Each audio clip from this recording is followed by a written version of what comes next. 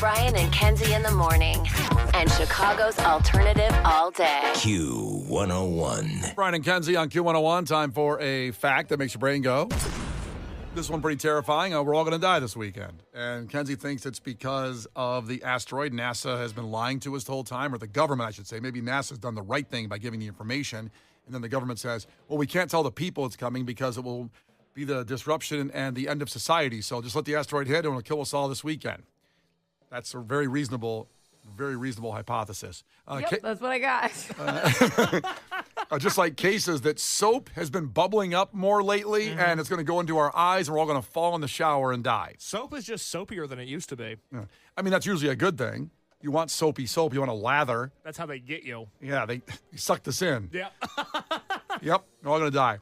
It's not those things, and some might say I'm being overly dramatic here, but I don't think so. We're all going to die this weekend because it's daylight savings time, and we spring forward at Saturday, 2 in the morning, and we lose an hour of sleep. I'm sorry, yeah, so we lose an hour. So 2 becomes 3, basically, this Saturday So at 2 o'clock, it'll be 3 o'clock. Yep. But that's Sunday Looks morning, like the baby right? sleeping in. Yeah. The baby sleeping in. Oh, you think so, Kenzie. You think so. But Technically. man, Harper, it messes her up. I don't know how she knows the clock is off, but she'll wake up like at 3 in the morning crying. She knows something's up with the clock, and it screws up. And I think a lot of people have kids. So Marino, last time this happened, nothing happened?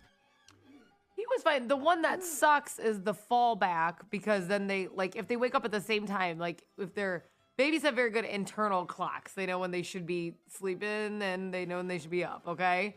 And, like, when you fall back and they still get up after a certain amount of hours, it's like, well, this baby's up at like 5:30. This is ass. Like, this is not what I want to be doing. But now, like, I would say Marino on average gets up around 7:30. So I'm hoping he's up at like 8:30 on the weekend. Yeah, that sounds good. But like I said, right? I don't know if other people have the situation we do. Like Harper knows something's up with the clock, and she wakes up every hour that night for some reason. Doesn't just, sleep in later or earlier or whatever. That's crazy. That's not the part that's going to kill us, though. Your kid waking you up all night, but certainly couldn't hurt.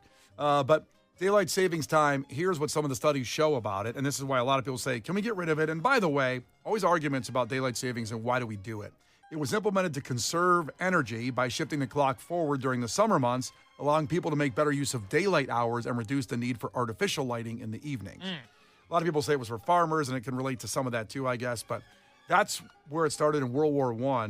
And people would say, well, hasn't things evolved and changed enough that we don't need that anymore? This is since World War I, 100 years ago? No. No? You still like the time change? I don't mind it. I think it's kind of fun. You think it's fun? It's just a little change never hurt anybody. Going back to find out how to change your oven clock? Or do you just leave it alone, one of those psychopaths that just leaves it? I leave it alone. My dad used to say it in the car. He goes, it'll change again in 6 months. I'm not changing the clock back. That's right. Now, I have a question, and Kenzie, I don't want to rain on your parade. I'm not trying to do that.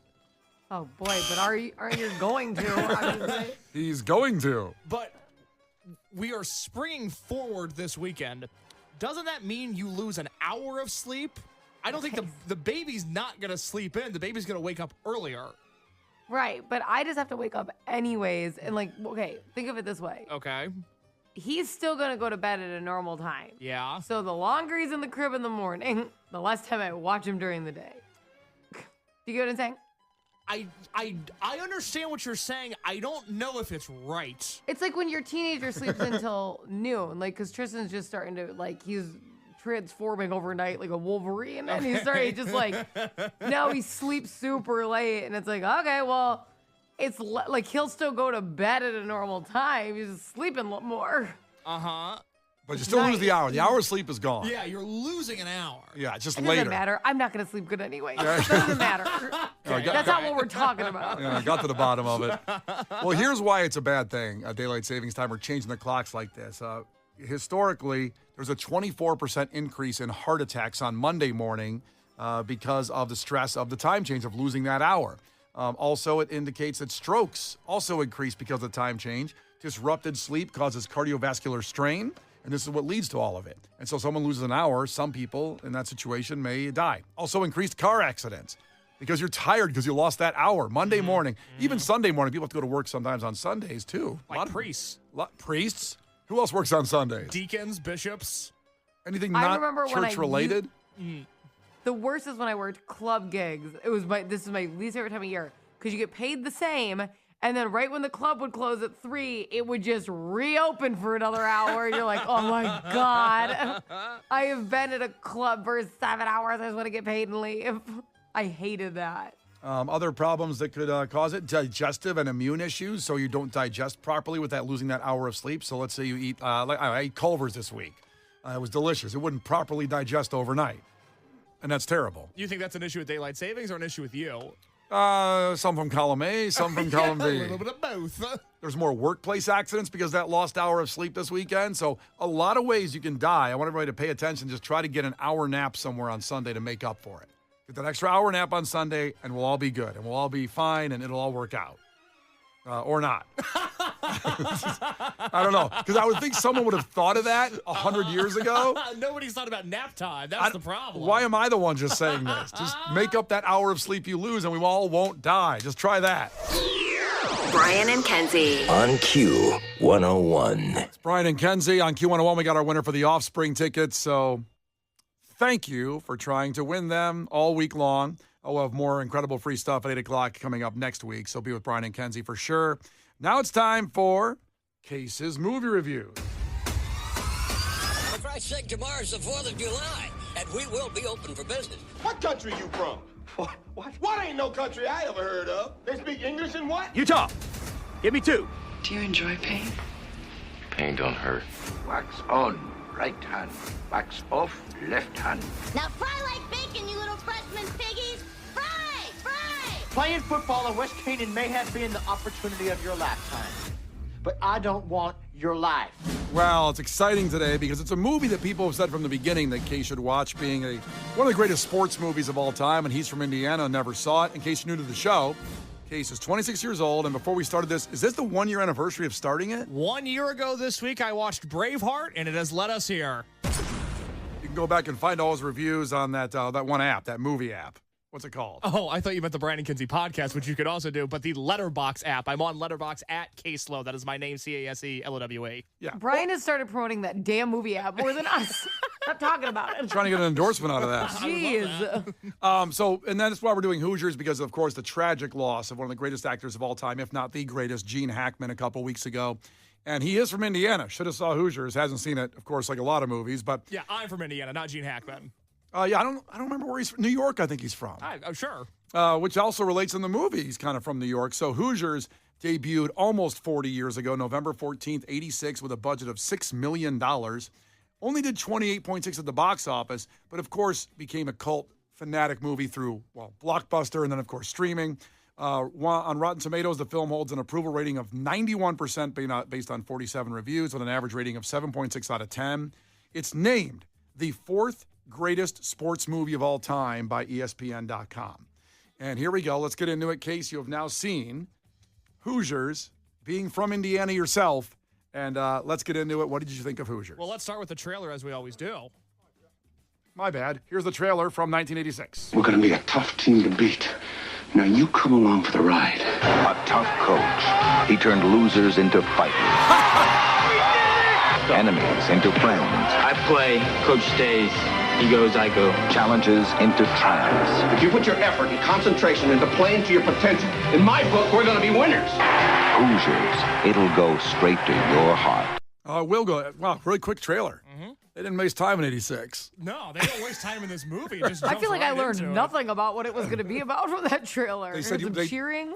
Turned losers into winners, turned enemies into friends, and that's the movie, Kenzie. That's it. That's the whole movie. I mean, that could be war. That could be sports. That could be class. I don't know what that is. So, Case, first thoughts on Hoosiers. Hoosiers is a movie made up of the rudest people that have ever walked on the face of the earth. Wow, out of the gate, you're going for it, huh? I can't believe the way that they treated Gene Hackman in this movie. Now, granted, he had his own issues that we will get into. But this humble elderly man shows up to this podunk town in Indiana, a town with one stoplight and 65 people, basically. And he's like, hey, you guys love basketball more than anything on earth. I'm here to coach your basketball team. In the way that he is treated from the entire town is absolutely appalling. He walks into school the first day because I believe he also teaches civics. Yeah, coaches have to teach. Yeah, and Dude. they always teach whatever the blow-off classes at Yeah. that school. All the football coaches at my high school, they were like, "Oh, I'm a checks notes social studies teacher." Like, "Oh, of course you are." Also, when you say he's an elderly man, it was 40 years ago. Now, Gene Hackman died at 95. He was 55 back then, but he still looked the same. He did. He's one of those guys that has apparently has looked 55 for his entire life. Yeah. But if you remember, he walks into the school and Barbara Hershey's character greets him and she goes, "Who are you?" And he says, "I'm the new basketball coach." And she says, within seconds of meeting him, "Oh, I thought you would have been younger." Ugh. Who does she think she is? It is unbelievable. He goes and he finds this recluse Jimmy Chitwood, who was allegedly this great basketball player, but his dad died, so he doesn't play basketball anymore, which that didn't make any sense to me. Whoa. Don't just brush over that. His dad died. Okay. And he's in high school. And what? He doesn't have a jump shot anymore? Well, it's traumatic. Yeah, if my dad died, but I could shoot like that, I'd be on the court every damn day making my dad proud. Kenzie, would you play a sport if your dad passed away in high school? I don't play sports either way. No, we found out you were a rugby player for a little bit. I've tried everything, okay? But I just, yeah. Okay. Never really said it. Nothing ever got me to run fast. I tried, and I don't know, nothing's doing it. Well, as we've proven on the show. Maybe if my dad would have died, maybe I would have run fast. Oh, I didn't boy. get to try that, but We've proven this week that you wiggle when you try to play I do sports. have to wiggle. So there you go. So he goes and tries to find Jimmy Chitwood because he's like, "Hey, I've got a bunch of bad basketball players on my team. You're the best one in town. They talk to you. They talk about you like you're the basketball messiah. Maybe you want to play for my team." He doesn't get a hi, a hello, a thank you, but I'm not interested. He just gets completely ignored by this 16-year-old. I would have throttled this kid. I can't believe the way they treat this guy. And then the townies, all these people with their barber shops and their mechanic shops and all these other small-town ventures that they have, they're all like, "He's not the coach of our boys. We play a zone defense here, and he wants to play man-to-man." What is everybody's problem? Wait, I love your hillbilly accent. Oh, our boys here, they play a zone defense. We've learned that that's what's best for them. Why? Because they're out of shape? What is this? That's like, he walks into the gym for the first time. I was like, "Just so you know, we play a zone here." Like, okay, cool. Listen, before you go on, being from Indiana, do you think the movie represents Indiana people not wanting outsiders to come in and tell them how to play basketball? Well, I think it depends on who the outsider is sometimes. I don't know. This town... It's funny the way that we think about small towns, right? Because if this movie would have happened in New York City or Chicago, I think we would all be in agreement that, hey, the people in this movie were really rude to Gene Hackman. But for some reason, when you're in a small town, it allows you to operate differently. And now, again, when Gene Hackman is greeted with, "Well, we play a zone defense here, and I thought you would be younger," we're like, they're just in a small town. That's how they are. Well, how they are is rude. You know what's interesting? Even the concept of outsider. Gene Hackman doesn't exactly give city slicker energy. It's like, what do you mean outsider? Different small town? You're so right, Kenzie. It's not. Yeah, he doesn't come in looking like Pat Riley, right. Coach of the Lakers in the '80s with a pompadour, slick back hair, whatever. Like, no, I want to beg to pull up in a Maybach. Listen, they're like, "Whoa, big guy." I want to beg to differ a little bit. He was wearing a sport coat and a tie when he walked in. Now, I know the movie I think is based in the 50s. Yeah, I know with these tractor pullers in the small town Indiana, a sport coat with elbow patches makes him like a city slicker, but let's relax a little bit. Before you go on, Tim from Addison checked in. He was born in Indiana. Mm-hmm. He said where he grew up in Indiana, which was southern Indiana, that's how they treated outsiders. Oh, boy. So thank you, Tim. He got to Addison, which is a very friendly city. That's what I've always heard. I've heard they welcome new coaches in Addison very nicely, but not there in Indiana. So, okay, that's an interesting first take on Hoosiers, that they were just rude. Yes, I felt bad for Gene Hackman because they were so rude to him. And then I watched him coach a basketball game, and I thought, wait a minute, they might be onto something in this town because Gene Hackman is a bad basketball coach. The rule that you must pass 4 times before you shoot the ball is criminal. If I would have seen that as the principal, he would have been on the first bus out of town the next day. Okay. I'm going to defend him here. Okay. Those kids were selfish pricks. They were. And basketball is a team sport, and you have to play as a team. But you can't get mad at a kid for making an open shot. He benches a kid and then only plays with 4 players because he drained a jumper. I'm sorry, that's not how basketball works. Oh, my dad would have Right, loved like that. if Michael Jordan's on your team, pass to him. You know True. what I mean? But they didn't, to the point, Kenzie, they didn't have Jimmy on the team yet, even though the one kid hit the half-court shot in the first play of the game, and they bench him, and then they boo the coach and That throw. would be my luck. I'd finally play a sport. I would drain a shot, and I'd get benched. The one, I'd be like, you know what? I can't do anything right now. Kenzie, you're supposed to pass it before you shoot, Kenzie. Okay. I know you were wide open under the hoop, 1 foot from the rim, but pass it back out. It's a completely arbitrary rule. It doesn't make any sense. Can I tell you that my basketball coach in high school watched Hoosiers? He had to have, and he had the same rule. He ran us to death, but we didn't win the state title. We didn't even get to state. That's because everybody watches these movies. I had an English teacher who did the same thing. She thought she was going to be the teacher out of the Freedom Writers, so she just turned this badass. And it's like, it doesn't work here. It's not, there's no camera crew. You can't behave like this. Although it is based on a true story. Hoosiers is. It is. You know, this movie is an odd one because I was entertained by large chunks of it. Like, it's almost a 2-hour movie. The studio said that it had to be under 2 hours, so he made it an hour 57 minutes, which I thought was funny. But what a flex, too, by the director. Okay, fine. Yeah, but it moves too quickly. Like, by the time Jimmy Chitwood goes to the town hall meeting, it says, like, if Coach stays, I play. I want to hear your Indiana accent again. This is Jimmy Chitwood. He goes, if Coach stays, I play. If he goes, I go. Now, I want to make a reference because I'm sure Kenzie hasn't seen this movie in a while, and I watch it often.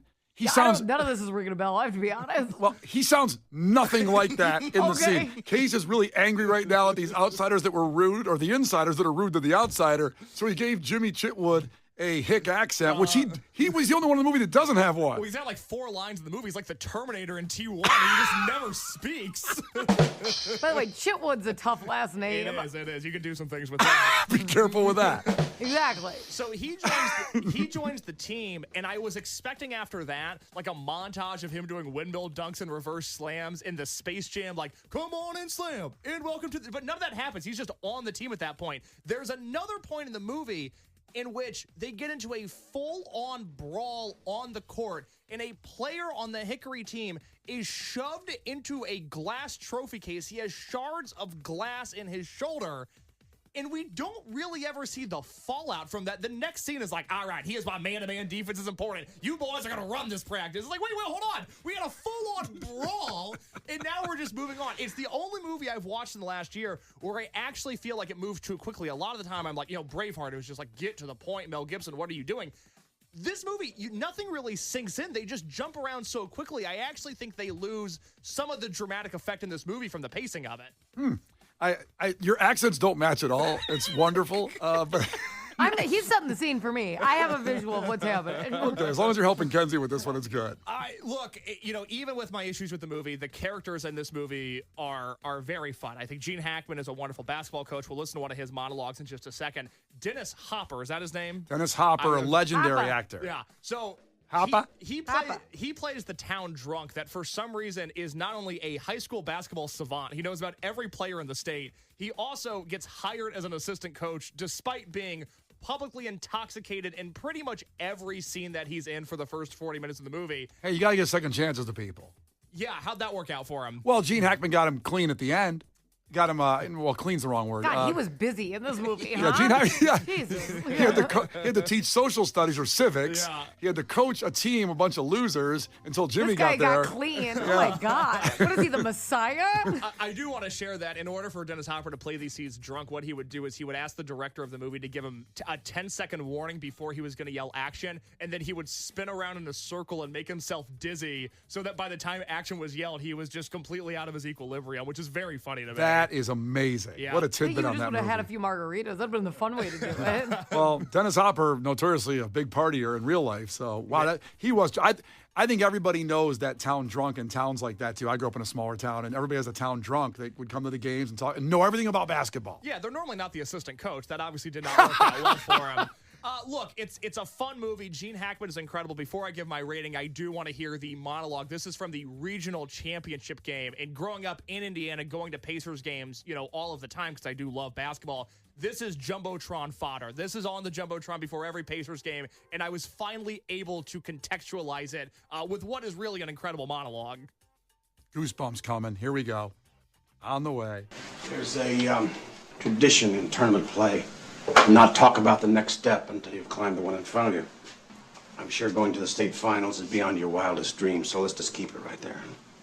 Forget about the crowds, the size of the school, their fancy uniforms, and remember what got you here. Focus on the fundamentals that we've gone over time and time again. And most important, don't get caught up thinking about winning or losing this game. If you put your effort and concentration into playing to your potential to be the best that you can be, I don't care what the scoreboard says at the end of the game, in my book, we're going to be winners. Okay?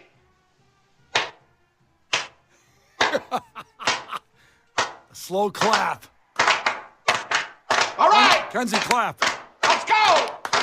Let's go. Let me hear it. Oh, my They gosh. weren't on beat. White team. It's a basketball movie, Kenzie, with about 2 black guys in the entire movie. It is a I'll white tell you why the basketball team wasn't doing good. I'll tell you that. Listen, that speech, I am a giant goosebump right now. I went back to my high school days right there in that speech. The marching band playing in the background, their fancy uniforms the other school has. Oh, God, I love it. Well, despite what I thought was an incredible performance from Gene Hackman, a few really fun characters along the way, and basketball action that is actually quite thrilling throughout the entire movie, I thought they nailed the feel of a small-town Indiana high school basketball gym.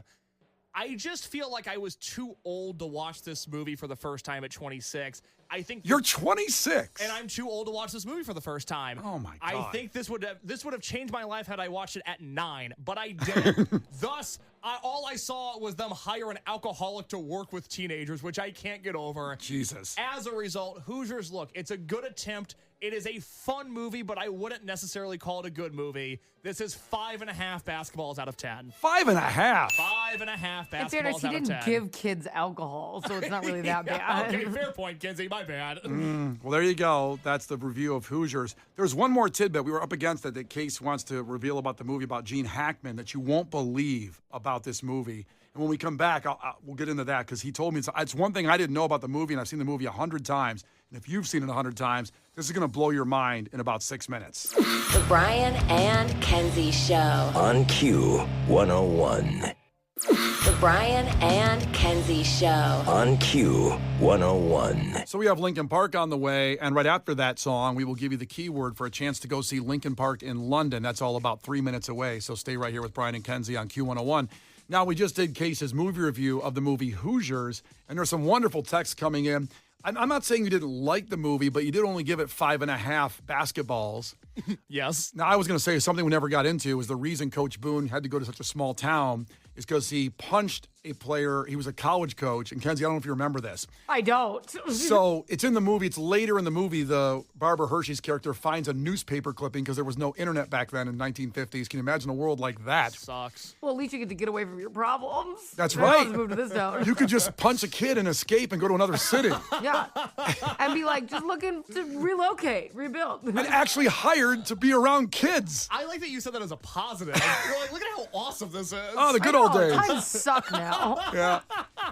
He had punched a player in his college, and so he got fired. And his friend, who was a principal of this tiny town, gave him a job to be coach of kids, saying, "Oh, he's not a bad guy. He just happened to punch this one kid." So, Well, in college, they're adults at that point. yeah, I agree. The kid could have defended himself.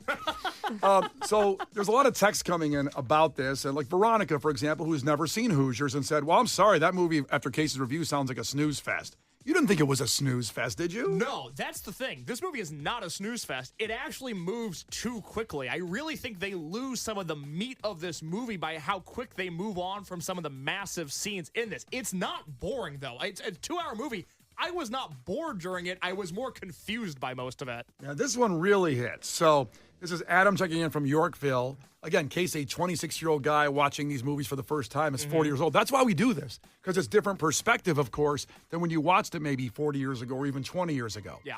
Adam from Yorkville says, Case's review of this movie is a testament to how sensitive his generation is. Oh, boy.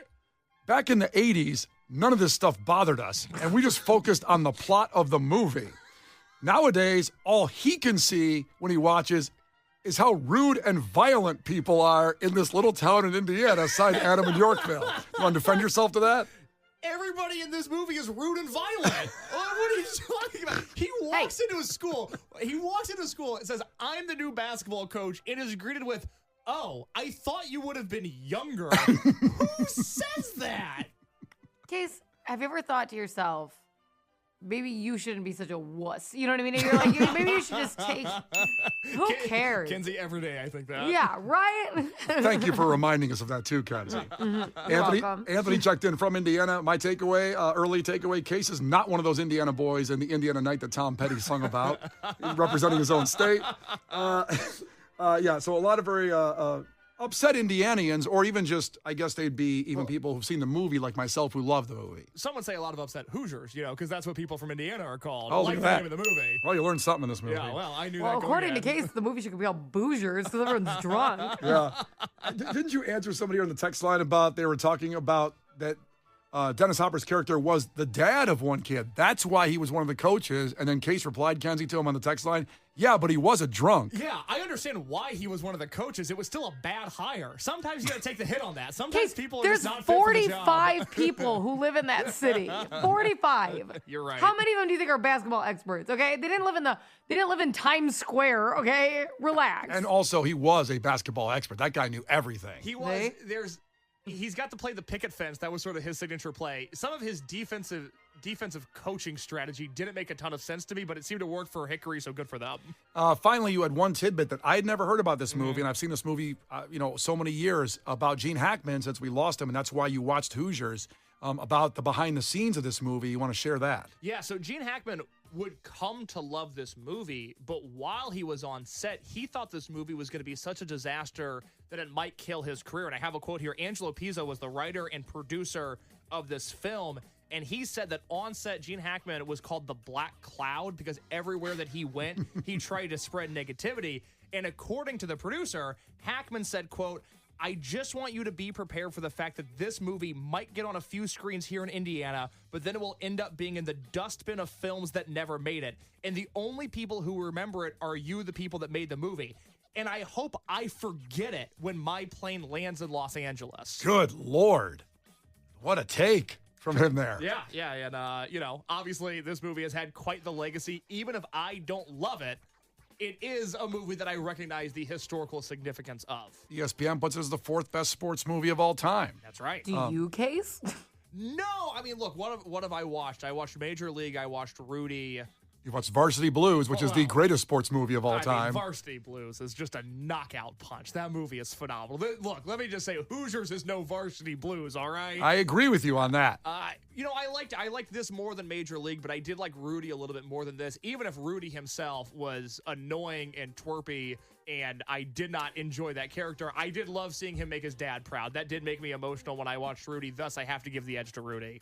Brian, do you have that ESPN movies list? I do. Oh, Case has in front. Case does. Is radio on it? Why are you laughing? He doesn't know the movie either, Kenzie. I'm familiar with it, but no, radio is not on that list. Really? Yeah, I know. Let me get. Can I guess? Let me see here. Is Slapshot in the top 5? Slapshot is number 5.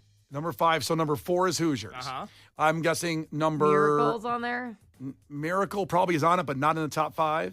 Is Miracle in the top 5? Not in the top 5. Okay. I'm gonna guess then. This is starting to clash with Brian. You want to do some trivia real quick? Okay, so can I guess another one? Yes. Field of Dreams. Field of Dreams is number 7. Okay, so out of the top 5. So we got 5 and 4. I'm guessing Rudy is number 2. Rudy is not on this list. What? I know. That's shocking. I know. Is Any Given Sunday in the top 5? Any Given Sunday is not on this list. Okay, I've never even heard of that. Is The Sandlot on it? The Sandlot is not on this list. What is happening? There's 3 left, and I haven't named any of them yet. Correct. What is this, like the Oscars? It is Brian's song, great Chicago movie, and very sad and tragic. Is that on the top 3? Brian's song is number 18. Oof. I feel like Casey Kasem right now. We can keep guessing. Maybe just tell us. I don't know. What are the next one. The top 5 is Slapshot at number 5, Hoosiers at number 4, Raging Bull at number 3. Raging Bull, which is a great movie, I but don't even know that movie. It's a great movie with Robert De Niro and Joe Pesci, and it's a boxing movie, but it shouldn't be 3. It shouldn't be 3. The first Rocky, which I reviewed last year, is number 2. Oh, why didn't I think of I Rocky? didn't even think of Me Rocky. neither. It's a niche sport.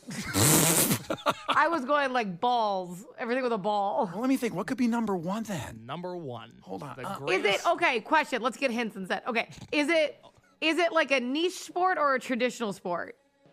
It's a traditional sport. It's traditional. Why are you rolling your eyes? That was a funny question. I wasn't rolling my eyes. Is it Coach Carter? It's not Coach Carter. Oh. Good movie, but shouldn't be number 1. No. Well, yeah, but I don't think Raging Bull should be on the list. So It's your it's a barometer. roller coaster. Is it Remember the Titans? It is not Remember the Titans. Oh.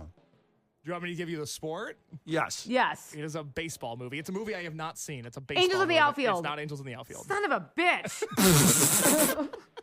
Is it Moneyball? It's not Moneyball. This list was published before Moneyball came Is it out. that really weird love baseball movie where it has with the Jimmy weirdest Fallon and Drew No, Barrymore? not Fever Pitch. The super weird one. It's like Doonesy and whatever. It's all minor league.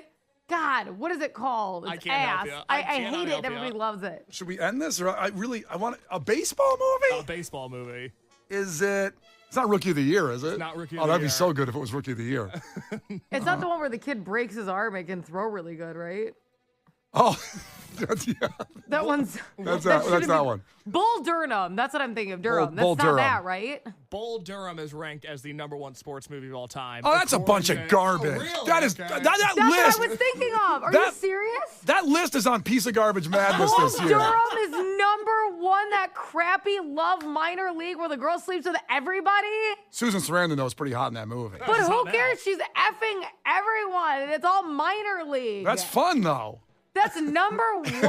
It shouldn't be number. I'm not defending it. And I knew it. I knew it, and I hate it. Well, there we go. All right, after Lincoln Park, glad we got to the bottom of that. Yeah, no kidding. Go see Lincoln Park in London. We'll get you there. Brian and Kenzie in the morning. And Chicago's alternative all day. Q101.